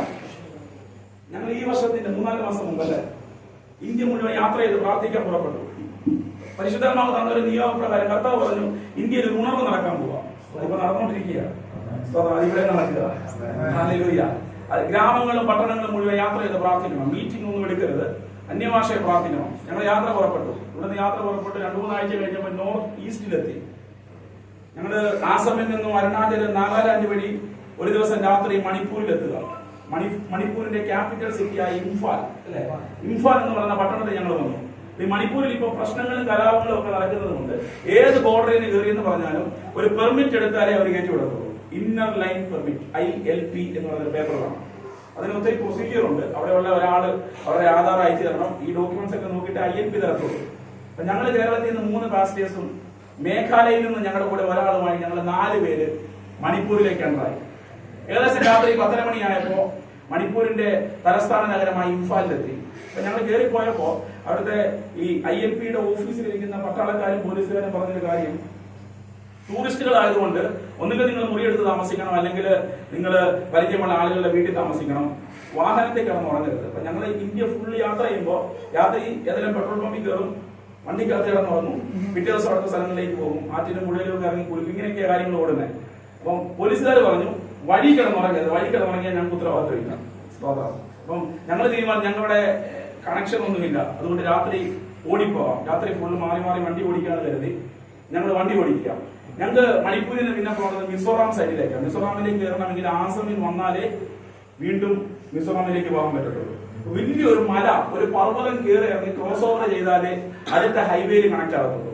ഏകദേശം രാത്രി 10:30 മണിയായപ്പോ തലസ്ഥാന നഗരത്തിൽ നിന്ന് ഞങ്ങൾ യാത്ര പുറപ്പെട്ടു. മെയിൻ റോഡ് കഴിഞ്ഞ് ഒരു മല ഇങ്ങനെ കയറാൻ തുടങ്ങുമ്പോൾ സ്തോത്രം, ഏകദേശം രാത്രി 11 മണിയായി. ചെറിയൊരു റോഡാണ്. ആ റോഡിനെ ഇങ്ങനെ ക്രോസ് ചെയ്തുകൊണ്ട് വലിയൊരു കഴുക്കോല് പോലെ, മുള പോലെ ഒരു കമ്പി ഇങ്ങനെ വെച്ചേക്കുക. സ്തോത്രം. അടുത്ത് വന്നു, ലൈറ്റ് ഓഫ് ചെയ്തു. ഞങ്ങൾ ഹോൺ അടിച്ചപ്പോ 2 ആളുകൾ ഇറങ്ങി വന്നു. സ്തോത്രം. ഇവന്മാർ ഇറങ്ങി വന്ന് ചെക്കിംഗ് ആണെന്ന് പറഞ്ഞ് ഞങ്ങളുടെ സാധനങ്ങളും എല്ലാം ആയിട്ട് പോയി. ഞങ്ങളുടെ വണ്ടിയുടെ കീ വാങ്ങിച്ചു, ഞങ്ങളുടെ 4 പേരുടെ ILP വാങ്ങിച്ചു. സ്തോത്രം. ഞങ്ങളുടെ വണ്ടിയുടെ RC ബുക്ക്, ഞങ്ങളുടെ എല്ലാ സംവിധാനങ്ങളും ഇവർ വാങ്ങിച്ചു. ഇവന്മാർ ഇത് വാങ്ങിച്ചിട്ട് ഇവര് ഞങ്ങളോട് ക്യാഷ് ഡിമാൻഡ് ചെയ്യുക. ഞങ്ങളെ കൊടുക്കാൻ പൈസ ഇല്ല. പൈസ തന്നാലേ വിടത്തുള്ളെന്ന് പറഞ്ഞ് ഇവന്മാർ ഇങ്ങനെ നിൽക്കുക. ഇവരുടെ ഡ്രസ് കോഡ് കണ്ടാൽ അറിയാം ഇവര് പട്ടാളക്കാരും അല്ല, പോലീസുകാരും അല്ല, അവിടുത്തെ ലോക്കലി ഉള്ള ഒരാളുകളാണ്. പ്രത്യേക യൂണിഫോം പോലെ എന്തോ ധരിച്ചിട്ടുണ്ട്. പക്ഷെ ലോക്കലി ഉള്ള അവിടുത്തെ ഗോത്രവർഗങ്ങളുമായി, അവിടുത്തെ പ്രശ്നങ്ങളുമായി ബന്ധപ്പെട്ടിട്ടുള്ള ചെക്കിംഗ് ആണ്. രാത്രിയാണ്, ഉത്തരവാദിത്തപ്പെട്ട ആരുമില്ല. സാധാരണ 2 ആളുകൾ. പക്ഷെ ഇവന്മാരെ 2 പേരുടെയും ബെൽറ്റിനോട് ചേർന്ന് വലിയ 2 തോക്ക് വെച്ചിട്ടുണ്ട്. AK-47 പോലെ തോക്കും ഫിറ്റ് ചെയ്യുന്നുണ്ട് ഇവന്മാരെ സംസാരിക്കുന്നത്. പൈസ കിട്ടത്തില്ലെന്ന് പറഞ്ഞപ്പോൾ ഇവരുടെ സംസാരത്തിന്റെ ടോൺ മാറി. സ്തോത്രം. ഞാൻ പലപ്പോഴും ശ്രദ്ധിച്ചപ്പോൾ കണ്ടു, ഒന്നിലധികം പ്രാവശ്യം ഇവന്റെ കൈ തോക്കിലേക്ക് പോയി. ഞാൻ ഇങ്ങനെ ചിന്തിക്കുക, പല ആളുകളെ വെടിവെച്ച് കൊണ്ട് തോക്കായിരിക്കും. ഞങ്ങൾ പോയ വഴി ഒത്തിരി ബിൽഡിങ്ങുകൾ തകർന്ന് കിടപ്പുണ്ട്. എന്റെ കൂടെ അഭിഷേകനുണ്ട്, ഞങ്ങൾ ഒരുമിച്ചാണ് പോയത്. സ്തോത്രം. ഒത്തിരി അനർത്ഥങ്ങൾ നടന്ന സ്ഥലമാണ്. രാത്രി 11:30 ഞങ്ങൾ പറയുന്ന ഹിന്ദി, പാസ്റ്റർ നന്നായിട്ട് ഹിന്ദി അറിയാം. ഞങ്ങൾ പറയുന്ന ഹിന്ദി ഇംഗ്ലീഷും ഒന്നും അവർക്ക് മനസ്സിലാകുന്നില്ല. അമ്മമാരുടെ ലോക്കൽ ലാംഗ്വേജിലാണ് സംസാരിക്കുന്നത്. അവർ ഒരു കാലം പറയുന്നുണ്ട് ക്യാഷ് വേണം, ക്യാഷ് ഉണ്ടെങ്കിലേ വിടത്തുള്ളൂ. പക്ഷെ പെട്ടെന്ന് പരിശുദ്ധാത്മാവ് ഒരു ജ്ഞാനത്തിന്റെ ആത്മാവ് തരിക. അന്യഭാഷ പ്രാർത്ഥിക്കാൻ പറഞ്ഞു. നോക്കിക്കണം, ദുഷ്ടജന്തുക്കളുടെ മധ്യത്തിൽ അഭിഷേകന്മാരെ നീക്കുക. ഇന്നതുപോലെ ഉപദ്രവിക്കാൻ മനോഭാവമുള്ള ദുഷ്ടജന്തുക്കളുടെ മധ്യത്തിൽ അഭിഷേകന്മാർ നിൽക്കുമ്പോൾ കർത്താവ് ജ്ഞാനം തരിക. ആത്മാവിൽ പ്രാർത്ഥിക്കണം. ഞങ്ങൾ ആ റോഡിലൂടെ നടന്നു, അന്യഭാഷ പ്രാർത്ഥിക്കാൻ തുടങ്ങി. ആത്മാവിൽ പ്രാർത്ഥിക്കാൻ തുടങ്ങി. ഞങ്ങൾ അന്യഭാഷ കേട്ട് സ്തോത്രം. ഇവന്മാര് പലപ്പോഴും സ്തോത്രം സ്റ്റെപ്പ് പുറകോട്ട് വെക്കുന്നുണ്ട്. ഇവർക്ക് മനസ്സിലായി വേറെ എന്തോ ഡീൽ ചെയ്യാം. ഇവർക്ക് തൊടാൻ പറ്റാത്ത എന്തോ ഒരു സംവിധാനം ഇവർ ഡീൽ ചെയ്യാന്ന് ഇവന്മാർക്ക് മനസ്സിലായി. നിങ്ങൾക്കറിയാമോ, ഞങ്ങൾ ആ റോഡിലൂടെ അങ്ങോട്ടും ഇങ്ങോട്ടും നടന്ന് അന്യഭാഷ പ്രാർത്ഥിച്ചുകൊണ്ടിരിക്കുമ്പോൾ ഞങ്ങൾ നോക്കി നിൽക്കുമ്പോൾ ഞങ്ങൾക്ക് വേണ്ടി 3-4 വണ്ടികൾ അവിടെ വരിക. സ്തോത്രം. ആ വണ്ടി എടുത്ത് വന്നപ്പോൾ മനസ്സിലായി അത് സാധാരണ വണ്ടിയല്ല, ഇന്ത്യൻ മിലിറ്ററിയുടെ കമാൻഡോ ഓഫീസേഴ്സ് ഇരിക്കുന്ന വണ്ടിയാണ്. ഏകദേശം 10-14 കമാൻഡോ ഓഫീസേഴ്സ് ചാടി ഇറങ്ങി. സ്തോത്രം. അവര് ഞങ്ങളുമായിട്ട് കമ്മ്യൂണിക്കേറ്റ് ചെയ്യാൻ തുടങ്ങി. പട്ടാളക്കാർ വന്നപ്പോഴേ ഇവന്മാർ ഓടിപ്പോയി. പട്ടാളക്കാരെ ഞങ്ങൾക്ക് വേണ്ടി സംസാരിക്കാൻ തുടങ്ങി. ഹല്ലേലൂയ. പട്ടാളക്കാരെ ഞങ്ങളുടെ ഡോക്യുമെന്റ്സ് വാങ്ങിച്ചു തന്നു, ഞങ്ങളുടെ വണ്ടിയുടെ ചാവി വാങ്ങിച്ചു തന്നു. സ്തോത്രം. അന്ന് പട്ടാളക്കാരെ ഞങ്ങളോട് പറയുകയാണ്, ഇന്ന് രാത്രി നിങ്ങൾ ഇനി മല കയറണ്ട, നിങ്ങൾ ഇവിടെ വിശ്രമിച്ചോ, ഞങ്ങൾ നിങ്ങൾക്ക് കാവൽ നിൽക്കാം. ഞാനത് പറയാം, നിയോഗത്തോടെ നീ ഒരു സിറ്റിക്കകത്ത് ഇറങ്ങി നിന്നാൽ ദുഷ്ടജന്തുക്കൾ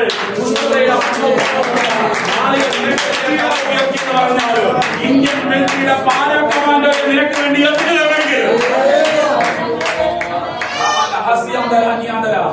ഇന്ത്യയുടെ പുറവിന് വേണ്ടി ആത്മാവിൽ പ്രാർത്ഥിക്കാൻ ഇറങ്ങിയ അഭിഷേകന്മാർക്ക് വേണ്ടി ഇന്ത്യൻ മിലിറ്ററിയുടെ പാര കമാൻഡിന്റെ പ്രൊട്ടക്ഷന് വേണ്ടി അനുമതി നൽകി തന്ന ദൈവത്തെ പ്രദേശങ്ങളിലേക്ക് ഈ പട്ടണത്തിന്റെ ഉണർവിന് വേണ്ടി ആത്മാവ് നിന്നെ കൽപ്പിച്ചാക്കിയിട്ടുണ്ടെങ്കിൽ നിങ്ങളുടെ തകരുവാൻ ദൈവം അനുവദിക്കത്തില്ല, നിങ്ങളുടെ വീഴുവാൻ ദൈവം അനുവദിക്കത്തില്ല. നിന്നെ ഒതുക്കിക്കളയുവാൻ പിശാചുള്ള സകല പദ്ധതികളെ ദൈവത്തിന്റെ പരിശുദ്ധാത്മാവ് ഒട്ടിച്ചു മാറ്റാൻ പോയ കരങ്ങൾ തട്ടി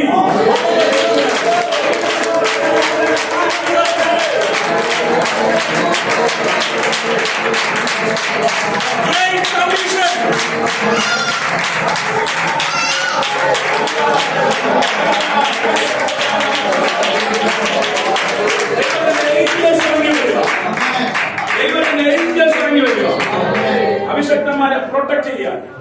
എന്റെ തലമുറ ഏത് ഭൂഖണ്ഡത്തിനപ്പുറമാണെങ്കിലോ, എന്റെ തലമുറ ഏത് രാജ്യത്തിനപ്പുറമാണെങ്കിലോ, എന്റെ പ്രിയപ്പെട്ടവരായിരിക്കുന്ന ദേശത്ത് അവരെ സംരക്ഷിക്കേണ്ടതിന് വേണ്ടി ദൈവത്തിന്റെ ദൂതന്മാരുടെ ഒരു മേഖലയെ ആത്മാവ് ഇന്ന് രാത്രികാലം ഇന്ത്യനകത്ത് അനുവദിച്ചു തരികയാണ്.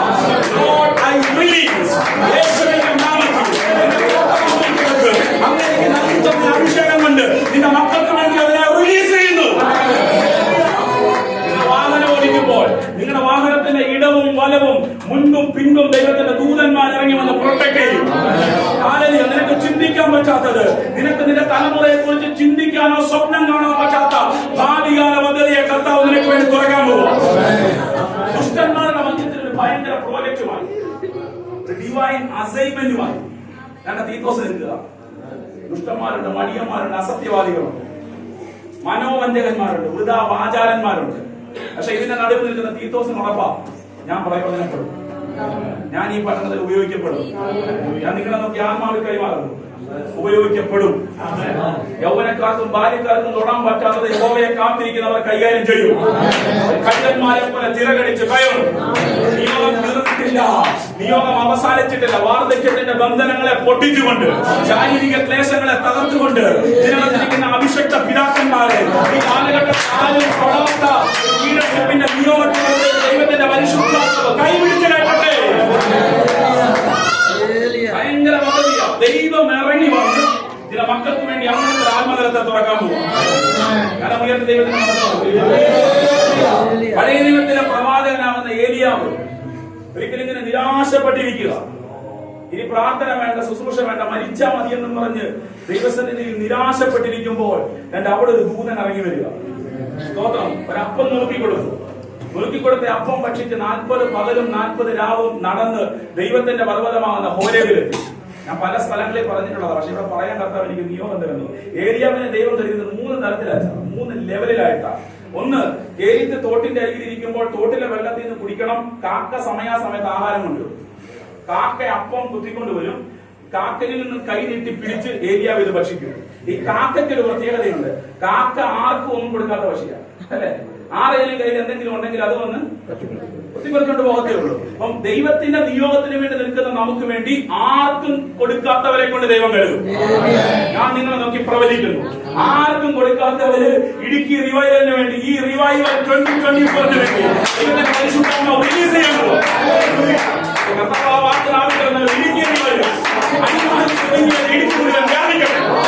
അതിനുവേണ്ടി സമ്പത്തുമായിട്ട് ആളുകൾ വരട്ടെ. യേശുവിന്റെ നാമത്തിൽ ഇന്റർനാഷണൽ കറൻസികളുമാണ് ഇടുക്കിയുടെ ഉണർവിന് വേണ്ടി നിങ്ങളെ തേടി പിടിച്ചു വരുന്ന നിങ്ങൾക്ക് വേണ്ടി കളിക്കാൻ വരാമോ?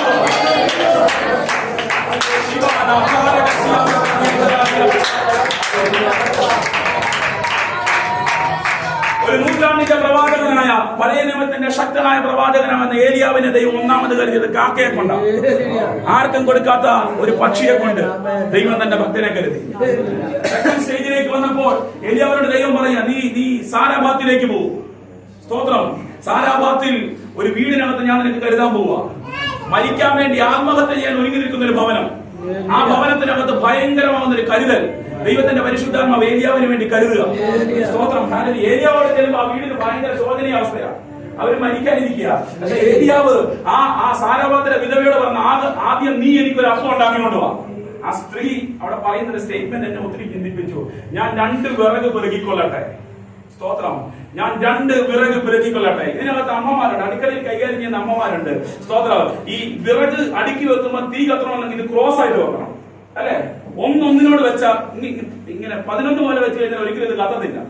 ഒരു വിറകിന്റെ മീതെ ഒരെണ്ണം വെച്ചാലേ കത്തത്തുള്ളൂ. സ്തോത്രം. അപ്പൊ 2 വിറക് പെറുക്കിക്കൊള്ളട്ടെ എന്ന് ഇവിടെ പറഞ്ഞപ്പോൾ ഇതിനകത്ത് ഭയങ്കര വെളിപ്പാട് കിടപ്പുണ്ട്. ഇവിടെ അടുക്കളയുടെ ഏതോ ഭാഗത്ത് കിടന്ന 2 വിറക് കഷ്ണം പെറുക്കിയെടുത്ത് ഒന്നിന്റെ മുകളിൽ ഒന്നും എടുത്തു വെച്ചു. അവിടെ ഒരു ക്രോസ് വെളിപ്പെട്ടു, അവിടെ ഒരു ക്രൂശ് വെളിപ്പെട്ടു. അതിനകത്ത് നിന്ന് ഒരു അപ്പം എരിഞ്ഞ് പുറത്തു വന്നു. ആ അപ്പം മുറുക്കി ഇത് വാങ്ങി ഭക്ഷിച്ചപ്പോൾ ഒരു കുടുംബത്തിന്റെ മരണം വഴിമാറി. ഒരു കുടുംബത്തിന്റെ മരണത്തിന്റെ കട്ടവള പൊട്ടി. കാൽവരി ക്രൂശിൽ 2 പച്ച കൈമരം കൂട്ടിച്ചേർത്ത് വെച്ച് ക്രൂശിനകത്തിന് പുറത്തു വന്ന ജീവന്റെ അപ്പം നിനക്ക് വേണ്ടി നുറുക്കപ്പെട്ടപ്പോ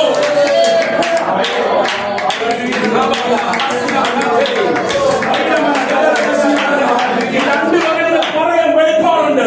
ഒന്നൊന്നിന്റെ പുറത്ത് വെച്ചാലേ കത്തത്തുള്ളൂ. അർത്ഥം അവിടെ വെളിപ്പെട്ടത് ഒരു ക്രൂശ. വിധവയുടെ വീടിന്റെ അടുക്കളയ്ക്ക് വെച്ച് ഒരു ക്രൂശിന്റെ നീര് വെളിപ്പെട്ട് വന്നപ്പോ അതിനകത്ത് നെരിഞ്ഞു വന്ന അപ്പം കൊണ്ട് ഒരു വീടിന്റെ മരണം വഴിമാറിയെങ്കിൽ ഞാൻ പ്രസംഗിക്കുന്ന യേശുവിന്റെ ക്രൂശ് മരണം എന്റെ ജീവിതത്തിന്റെ സകല ദുരന്തങ്ങളെയും രക്ഷിക്കാനുള്ള ദൈവശക്തിയെ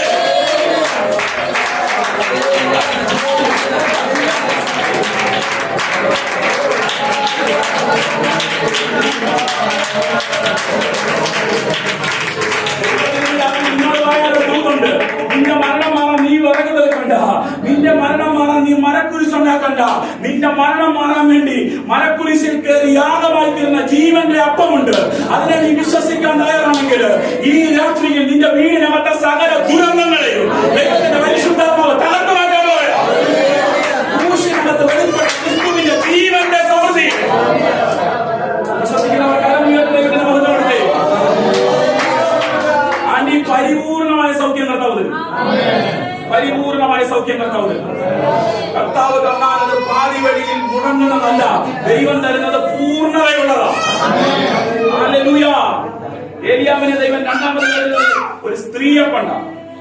3ാമത്തെ ഘട്ടത്തിലേക്ക് വന്നപ്പോൾ ചൂരച്ചെടിയുടെ ചോട്ടിൽ ഇതാ ദൂതൻ ഇറങ്ങി വരിക. ദൂതൻ വരുന്നത് സ്വർഗത്തിൽ നിന്നാണ്. ദൂതന്റെ കയ്യിലുള്ള അപ്പവും സ്വർഗത്തിൽ നിന്നായിരുന്നു. മൂന്നാമത്തെ ലെവലിലേക്ക് വന്നപ്പോൾ ഭൂമി എന്നുള്ള നന്മയല്ല, ഉയരത്തിലെ നന്മയാണ്. ഒന്നാമത്തെ നന്മ കാക്കയാണെങ്കിൽ, രണ്ടാമത്തെ നന്മ മനുഷ്യനാണെങ്കിൽ, മൂന്നാമത്തെ നന്മ ദൂതനെ കൊണ്ട് കർത്താവ് കരുതുക. അഭിഷേകം വർദ്ധിക്കുന്നതനുസരിച്ച് ദൈവം നിനക്ക് തരുന്ന കരുതലും വർദ്ധിക്കും. നിങ്ങളുടെ വർദ്ധിക്കുന്നതനുസരിച്ച് ദൈവം നിനക്ക് ഏൽപ്പിക്കുന്ന കരുതലുകളും വർദ്ധിക്കാൻ പോവുകയാണ്. ഇതിനകത്ത് പ്രാർത്ഥിക്കുന്ന അഭിഷക്തന്മാരുടെ ഭൗതിക മേഖലയ്ക്കകത്ത് ഭയങ്കര വർധനവിനെ ദൈവത്തിന്റെ പരിശുദ്ധാത്മാവ് കൈമാറാൻ പോവുകയാണ്. ഞാൻ പ്രവർത്തിക്കുന്നു.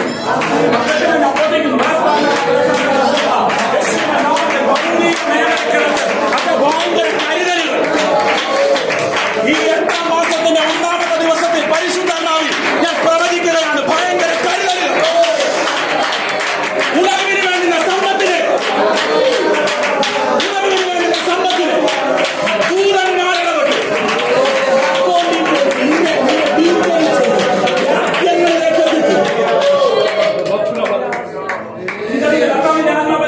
ഓൺലൈൻ മീറ്റിംഗുകളിനകത്ത് ഭയങ്കര പ്രൊവിഷനുകൾ തുറക്കാൻ പോകും. സൂമിനും ഗൂഗിൾ മീറ്റിനും വിശ്വ സാധ്യത പഴയതുപോലെ ഇല്ല.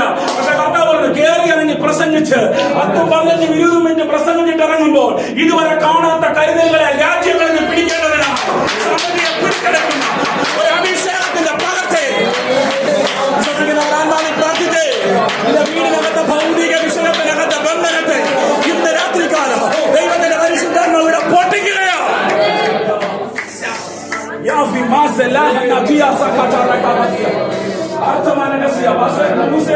ഫണ്ടുമായിട്ട് ആളുകൾ വരാൻ പോകും.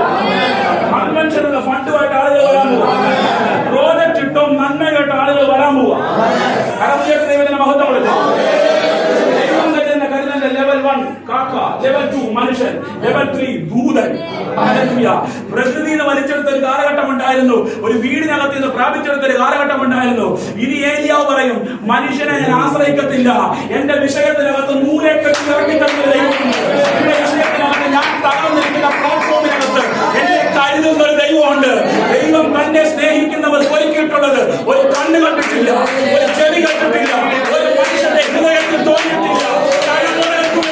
അടഞ്ഞു കിടക്കുന്ന വാതിലുകളെ യേശുക്രിസ്തുവിന്റെ അധികാരമുള്ള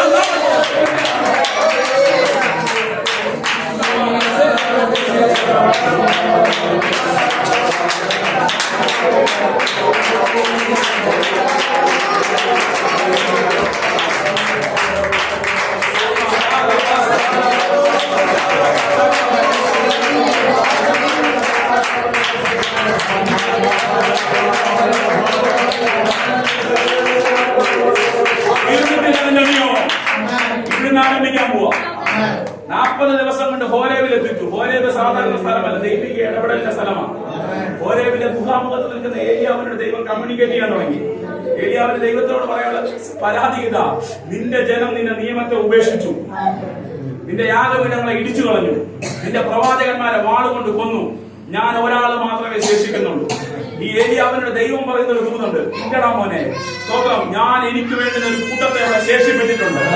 ബാലിന് മടങ്ങാത്ത മുഴങ്ങാലും അവനെ ചുംബിക്കാത്ത നാവുള്ളവരുമായി 7000 പേരെ ഞാൻ എനിക്കായി ശേഷിപ്പിച്ചിട്ടുണ്ട്. നീ നോക്കുമ്പോ ഇന്നൊന്നും കാണുന്നില്ല, പക്ഷെ എന്റെ പദ്ധതിക്കകത്ത്, എന്റെ രഹസ്യ അറകളില് ഞാനൊരു തലമുറയെ ശേഷിപ്പിച്ചിട്ടുണ്ട്. നിന്റെ കണ്ണെത്താത്തടുത്ത്, നിന്റെ കാലെത്താത്തടുത്ത്, നിന്റെ വാദമെത്താത്തടുത്ത് നിനക്ക് വേണ്ടുന്ന വലിയ കരുതലുകളെ ദൈവം ഒരുക്കിയിട്ടുണ്ട്.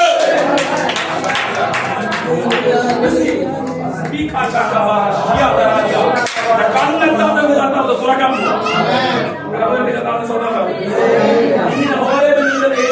വിഷപ്പെടുക്കുക. ഈ ദമ്മശേഖിന്റെ വഴിയായിട്ട് മടങ്ങിപ്പോകും. ഹസായേലിനെ അരാമിന് രാജാവായിട്ട് അഭിഷേകം ചെയ്യണം. യേഹൂവിനെ ഇസ്രായേലിന്റെ രാജാവായിട്ട് അഭിഷേകം ചെയ്യണം. സാഫാത്തിന്റെ മകനാകുന്ന ഏലീശയെ നിനക്ക് പകരം പ്രവാചകനായിട്ട് അഭിഷേകം ചെയ്യണം. വേണ്ടൊരു നിയോഗ കൈമാറ്റം. എന്താ? അരാം രാജാവിനെ അഭിഷേകം ചെയ്യുക. യേഹൂവിന്റെ അഭിഷേകം ചെറുതല്ല, യേഹൂവിന്റെ അഭിഷേകം ഭയങ്കരമാണ്. സ്തോത്രം. ഗിലെയാദിലെ സ്തോത്രം രാമോത്തിലേക്ക് ഒരു പ്രവാചക ശിഷ്യനെ പറഞ്ഞയക്കുമ്പോൾ ഏലീശ കൊടുക്കുന്ന ദൂതിതാണ്: നിംഷിയുടെ മകനാകുന്ന യഹോശാഫാത്തിന്റെ മകനാകുന്ന ഈ യേഹൂവിനെ ഉൾമുറിക്കകത്തേക്ക് കൊണ്ടുപോയി അവന്റെ മേൽ തൈലം പകർന്ന് അവനെ അഭിഷേകം ചെയ്യണം. യേഹൂവിന്റെ ഇന്നലകളിലെ അനുഭവം എന്താണെന്നറിയോ? പടനായകനാ. പടനായകൻ എന്ന് പറഞ്ഞാൽ രാജാവിന് വേണ്ടി യുദ്ധം ചെയ്യുന്നവനാ.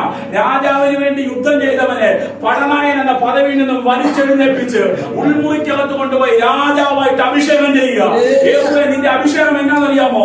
നാബോത്തിന്റെ മുന്തിരിത്തോട്ടത്തെ ചീലത്തോട്ടമാക്കാൻ വെല്ലുവിളിച്ച രാഹാബിന്റെ ശക്തിയെ വെട്ടി താഴെയിടുവാൻ, ദൈവസഭയുടെ ദൈവരാജ്യത്തിന്റെ പദ്ധതികളെ തകർക്കുവാൻ വെല്ലുവിളിക്കുന്ന ഇസ്രായേലിന്റെ ശക്തിയെ വെട്ടി താഴെയിടുന്ന ദൈവിക നിയമമാണ്